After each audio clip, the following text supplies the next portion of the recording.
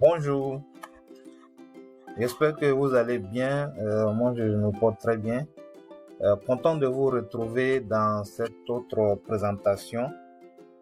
Aujourd'hui, nous allons parler du bitmap concernant en fait le protocole ISO 8583. Donc, à partir de cette vidéo, vous allez avoir tous les éléments pour pouvoir interpréter les bitmaps. D'accord? Les objectifs de cette présentation se déclinent comme suit.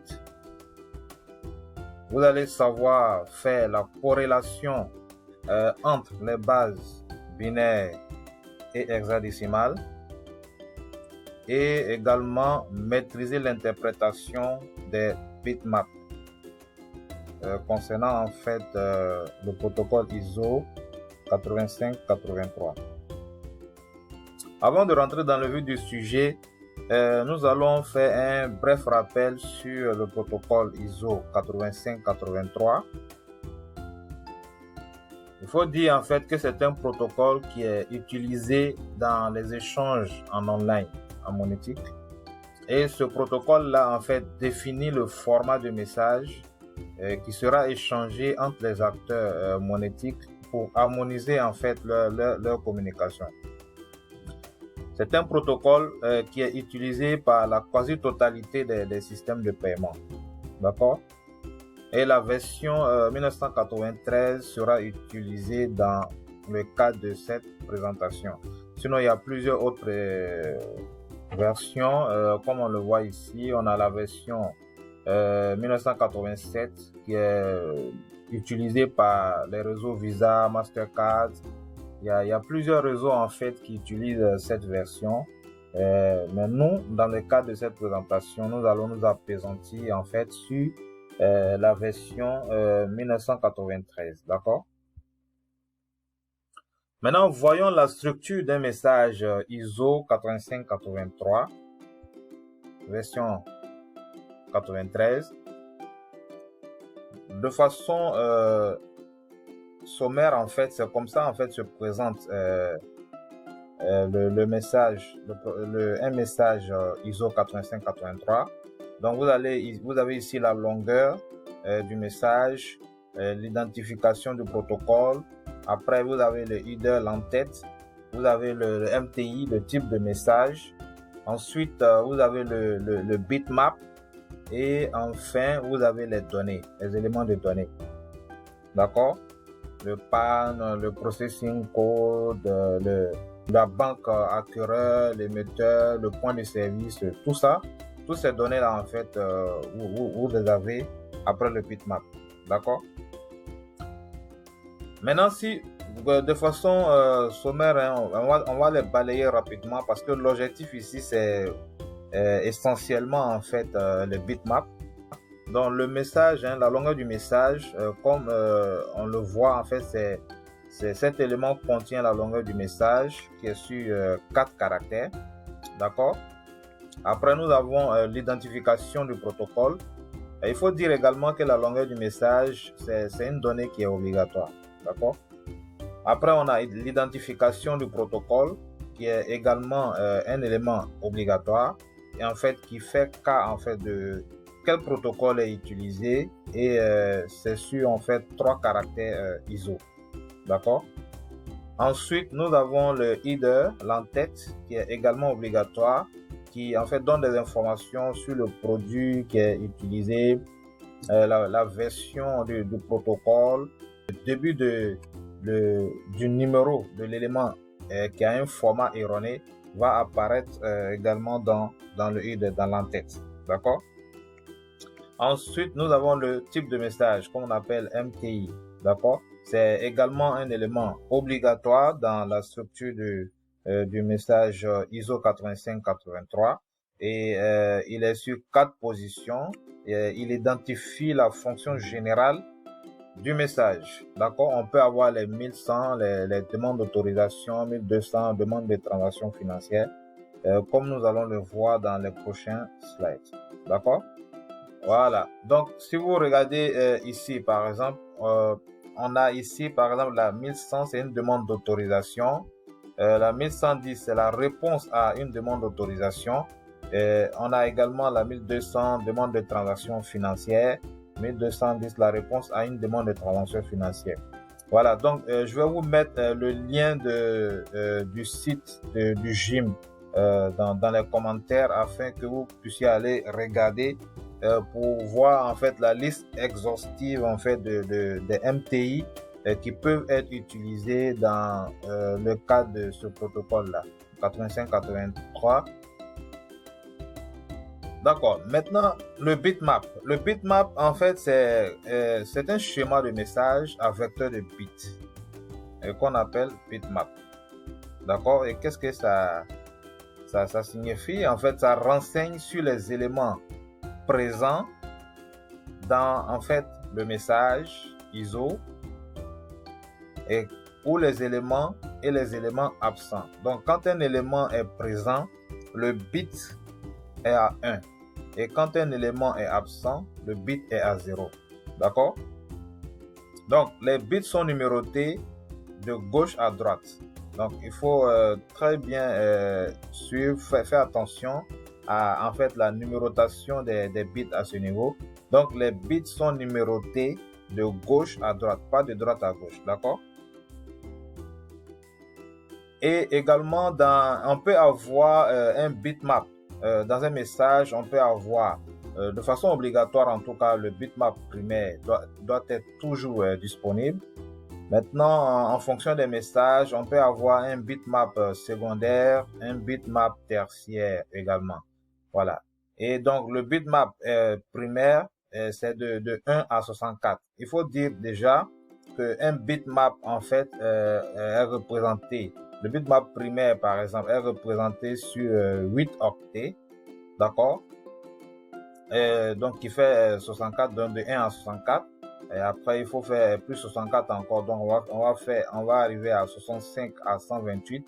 Pour le tertiaire, ça sera de 129 à 192. Voilà. Quand on parle d'octets, il ne faudrait pas que ça vous trouble. Voilà. Donc, dans les prochains slides, on va expliquer qu'est-ce qu'un octet, voilà, pour que vous puissiez mieux comprendre. D'accord? Voilà, donc on a enfin les éléments de données en fait qui constituent les données, la valeur en fait des bits suivant la norme ISO 85-83. Maintenant, voyons ici un exemple, par exemple d'un octet, comme je l'avais dit tout à l'heure. Donc on a ici en fait c'est représenté par 8 bits. Donc le bit en fait c'est l'élément le plus petit dans les échanges, on va dire, qui est échangé dans une machine. D'accord? Le bit ici est là. Voici un bit qui est là, un bit qui est là, un bit qui est là. Donc, 8 bits représentent un octet. D'accord? Pour trouver la valeur de ce bit-là, on commence de la droite vers la gauche. Donc, ici, on aura en fait à ce niveau, on a l'élément qui a le least significant bit. L'élément qui a le bit, le poids le moins significatif. Et là, on a l'élément en fait qui a le poids le plus significatif. Donc, ça commence de 0, 2 puissance 0, ça fait 1. Donc, 2 puissance 1 jusqu'à 2 puissance 7. D'accord? Donc, l'octet, ce qu'il faut comprendre, l'octet en anglais, c'est byte. Généralement, on le mentionne par grand B. Avec une majuscule. Il faut faire très attention parce que dans les spécifications, quand vous voyez grand B, on vous donne grand B, sachez tout de suite en fait qu'il s'agit d'un octet. Voilà, les bits, on les désigne par des petits b, généralement. D'accord? Donc, c'est une unité d'information composée de 8 bits. Un octet est composé de 8 bits, comme je l'avais dit tout à l'heure. D'accord? Donc, un octet égale à 8 bits est également appelé un byte. Donc, quand on vous parle de byte, c'est un octet, c'est 8 bits. D'accord? Bon, ben, ici, en fait, un hexa égale à 4 bits. Et comment est-ce qu'on peut retrouver cela? Par exemple, si on donne un exemple ici, le F, par exemple, en hexa, va donner 1 en binaire. si on essaie de convertir, par exemple, si on part de là, puisqu'on a dit en fait que l'hexa est sur 4 bits, on va dire 1, 2, 3, 4. Donc, essayons en fait de calculer. Donc, ici, on aura 2 puissance 0, ça fait 1. On a 1 ici également, ça fait 2 puissance 1 ici. Hein, ça fait 2. Donc, 2 plus 1, ça fait 3. Ici, on aura 1 ici également. Ça fait 2 puissance 2, ça fait 4. D'accord? Donc, 4 plus 3, ça fait 7. Ici, on aura 1. Donc, on aura 2 puissance 3, ça fait 8. 8 plus les 7, ça fait 15. Donc, dans la base hexa, on part de 1 à F. D'accord? A 1, 2, 3, 4, 5, 6, 7, 8, 9. Et A, B, C, D, E, F. D'accord? Donc, le F là représente son poids, en fait, c'est 15. Donc, c'est ce qui est représenté en binaire par le 1, 1, 1. D'accord? Ça, c'est très important. Ok. Donc, maintenant, en fait, 2 hexa, on a dit en fait ici que 1 hexa égale 4 bits. D'accord? Donc, logiquement, 2 hexa va donner 8 bits. Donc, 2 hexa, ça sera, en fait, ça va correspondre à 8 bits. Ça va correspondre à 1 octet. Ça va correspondre également à 1 byte. Donc, c'est les bytes égale à octet égale à 8 bits. D'accord? Donc, si on prend un exemple ici, 70 en hexa, ça va nous donner cette valeur-là. On va d'abord convertir le 7 là. D'accord? Et également convertir le 0. Donc, si on veut convertir le 7, pour avoir 7 ici, qu'est-ce qu'il faut? D'accord? Ici, en fait, il faut 1 ici, 1 ici, 1 ici et 0 là. D'accord? Pour avoir 7. Ça veut dire que 2 puissance 0 ici, c'est 1. 2 puissance 1 ici, c'est 2. Ça fait 3. 2 puissance 2, ça fait 4. Donc, ici, ça fait 4 plus 3, ça fait 7. Donc, ce sont en fait, les valeurs là doivent être à 1. 1. D'accord? 1, 1, 1. D'accord? Et là, c'est 0. Donc, ça donne 7. Donc, c'est cette valeur qui est là. Ici. Maintenant, le 0 là, si on veut le convertir en binaire, ça sera 0. 0, ça sera 0, 0, 0. Donc, 4 0. D'accord? Et c'est ce qu'on a ici. D'accord? Voilà. Donc, c'est très important. Il faut comprendre en fait cette corrélation que nous avons entre l'hexa et le binaire. Donc, ainsi de suite. Et c'est ce qui va nous permettre en fait de faire une bonne interprétation du bitmap tout à l'heure. Donc, il faut dire également que l'hexadécimal est l'intermédiaire entre le binaire, la base binaire machine qui est compris en fait par la machine, par l'ordinateur, et la numérotation pratique qui est couramment utilisée par les développeurs, par les codeurs, les ingénieurs en fait qui conçoivent les programmes. D'accord? Maintenant, considérons par exemple un exemple, cet exemple de bitmap qui est là. Comme je vous l'ai dit, le bitmap, si on prend le bitmap primaire, il est représenté sur 8 octets, d'accord? Ou 8 bytes, n'est-ce pas? Et on a dit tout à l'heure que 2 hexas correspondent à 1 byte, à 1 octet. Donc, pour compter, donc les deux là vont correspondre à 1 octet. Donc, ça fait 1, 2, 3, 4, 5, 6, 7, 8. Donc ici, on a seulement le bitmap primaire.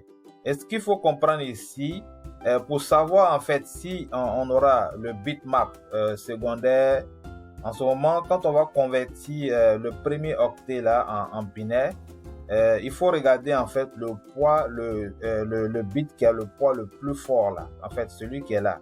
S'il est à 1 ici, ça veut dire en fait qu'on a la présence du bitmap secondaire.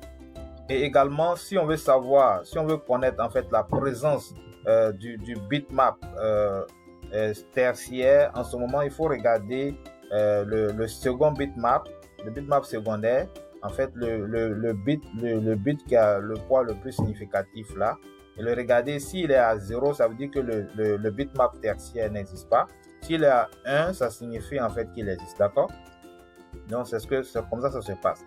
Maintenant, si on essaie de convertir ces 70, par exemple, comme on l'a fait tout à l'heure, en binaire, donc c'est ce qu'on avait eu. On avait eu 0, 1, 1, 1, d'accord? Et le 0 là, le 7 là, lui donne 0, 1, 1, 1. Et le 0 là, en fait, donne 4, 0, comme on l'a vu tout à l'heure. En partant, bien évidemment, de la gauche vers la droite. Donc, on va maintenant compter pour savoir quels sont les éléments qui sont présents dans le message ou absents. Donc, quand on prend ici le bit le plus significatif ici, c'est 0. Donc, ça veut dire que le premier élément n'existe pas, n'est pas présent dans le message. D'accord? Donc, on a le deuxième élément qui est présent, le troisième élément, le quatrième élément. Le cinquième élément, 6, 7, 8, et il ne sont pas présents. Donc ici, on a 2, 3, 4 qui sont présents dans le message. D'accord? Donc, on a la même chose ici également. On va convertir le 1 qui est là. Ça nous donne 0, 0, 0, 1. Et convertir le 0 là qui nous donne ça. Donc là, ici, on était à 1, 2, 3, 4, 5, 6, 7, 8. Donc là, on est à 9. 10, 11. Donc 9, 10, 11, les données 9, 10, 11 ne sont pas présentes, mais on a le 12 qui est présent. D'accord? Donc ainsi de suite. Donc c'est comme ça en fait, on décortique, on interprète le bitmap pour pouvoir déterminer la présence ou non d'un message ISO. D'accord? Donc une fois qu'on termine tout ça, normalement, les messages qui seront, les données qui seront présentes sont les suivantes. Donc, on aura 2, 3, 4, 12, 28, 32, 39, 41, 42, 50, 53, 62. Donc, ce sont ces éléments-là, en fait, qui vont apparaître dans le message, dans le MTI que nous devons avoir, en fait, dans le MTI ISO. D'accord? Maintenant, voyons un exemple ici.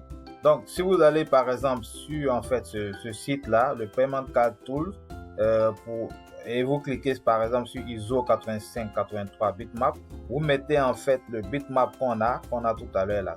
Ici, ça représente ce qu'on a eu tout à l'heure. Donc, c'est le bitmap primaire qui est là. Quand on le met, automatiquement, en fait, il va nous donner les bits qui vont être présents, qui sont présents en fait dans le message. D'accord?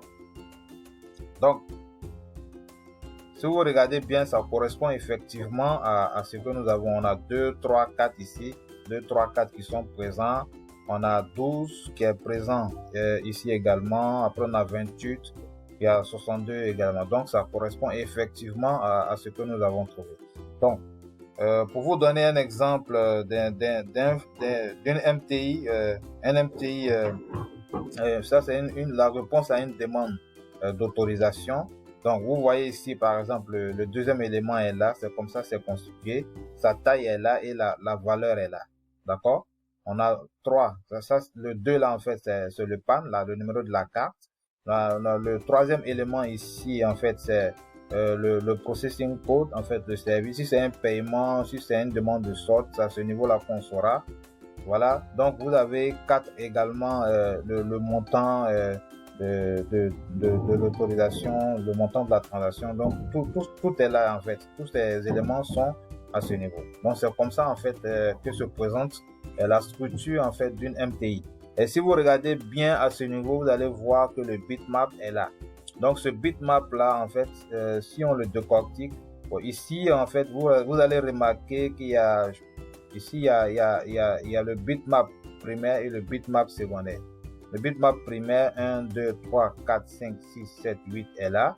On a 1, 2, 3, 4, 5, 6, 7, 8 également pour le bitmap secondaire. D'accord? Merci beaucoup. J'espère que cette présentation vous a permis de voir, de comprendre comment interpréter un bitmap ISO 8583. Merci pour votre écoute. On se dit à la prochaine. Bye.